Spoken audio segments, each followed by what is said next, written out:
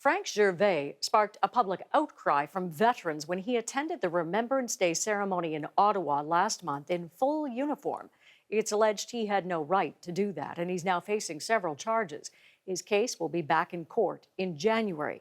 And it turns out that what offended so many happens more often than you might think.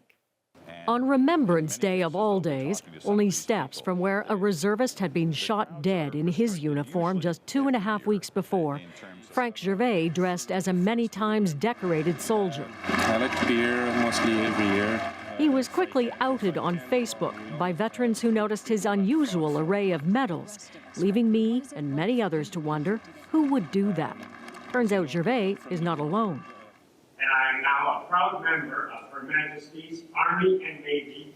That same day in Hamilton, Ontario, Donald Lamond was taking part in ceremonies there, and he boasted to the audience of his 3 decades of, as he put it, saving lives for both the Canadian and U.S. militaries. I also have the honor of wearing around my neck the Congressional Medal of Valor.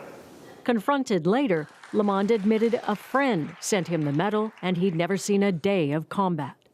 YouTube is now full of videos showing real soldiers shaming those they suspect to be fakes. Why's your flag so low on your shoulder? It should be up here.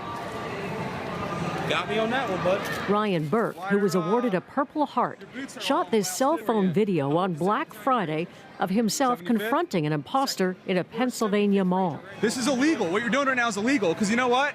I've worn that uniform, and I've had friends get killed in Afghanistan wearing that uniform. No, you haven't. You're full of 12 years in. Stone valor. Right here. Stone valor. Turns out the imposter already has a conviction for posing as a police officer. Okay.